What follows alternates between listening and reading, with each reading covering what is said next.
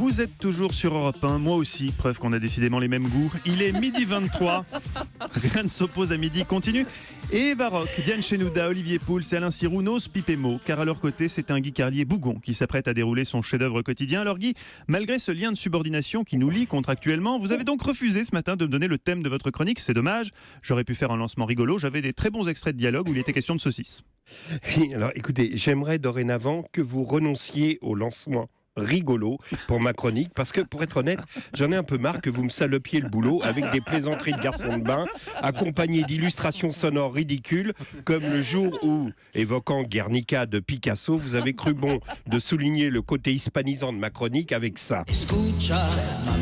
C'est bien sûr, Non, parce que si vous n'avez pas encore compris que je commence généralement cette chronique par une phrase forte, une référence culturelle, une citation historique ou un fragment littéraire, et que lorsque vous me lancez en disant « Et voici la chronique rigolote de Guy Carlier », ça réduit considérablement l'impact émotionnel et culturel de ma première phrase. Donc je vous serais reconnaissante dorénavant de faire sobre en me lançant. Allez-y, lancez-moi. Voici donc Guy Carlier qui va commencer sa chronique par une phrase à la con empreinte d'émotion. Un jour, je vous tuerai. Chronique. Ce matin, l'enfant s'est approché de moi et m'a demandé « Papa, ça veut dire quoi outrecuidant ?» « Attends, mon enfant, lui dis-je, tu vois bien que je cherche une idée pour ma chronique du jour. Oh, j'en avais bien une, je voulais parler des journées du patrimoine, mais quand j'ai soumise à Mathieu Noël, il m'a dit « Ah, très bonne idée, je vais parler de ça à 7h55. » Mais c'est toi qui as eu l'idée, papa, murmura l'enfant, les larmes aux yeux.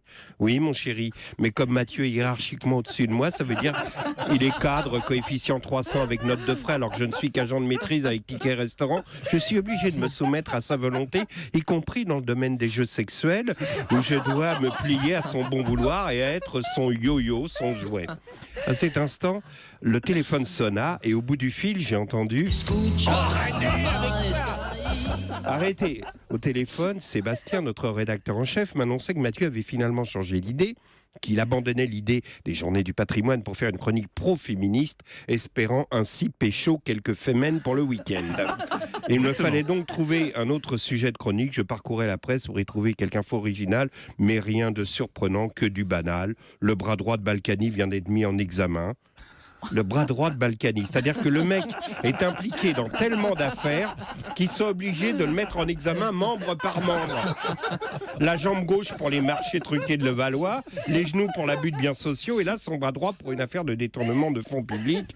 Selon des sources judiciaires, sa bite elle-même serait sur le point d'être mise en examen. Il paraît qu'à cette nouvelle, Isabelle Balkany aurait déclaré « Au moins ça me fera des vacances ». Alors, à propos des vacances d'Isabelle Balkany, elle a osé. Elle a osé balancer un tweet sur Saint-Martin qui dit « À chaque cyclone à Saint-Martin, pillage côté français, alors que côté hollandais, ils envoient l'armée avant. » Rappelons juste que c'est à Saint-Martin que se situe la fameuse villa Pamplemousse, le nom déjà de goût de chiotte, bon, villa Pamplemousse, saisie et vendue par l'État français qui appartenait soi-disant aux Balkany. À cet instant, j'ai rappelé mon fils et je lui ai dit « Dis-moi, mon chéri, le mot dont tu m'as demandé ce qu'il voulait dire tout à l'heure, c'est bien outrecuidant, c'est ça ? Eh bien, outrecuidant, c'est quand une élue de la République, qui depuis des décennies est mise en examen pour des délits financiers majeurs, regrette que l'armée n'abatte pas un jeune qui cavale avec 3 boîtes de Nike dans les bras après un cyclone. Merci Guy Carlier et bravo. Mon petit yo-yo, vous passerez dans mon bureau après l'émission.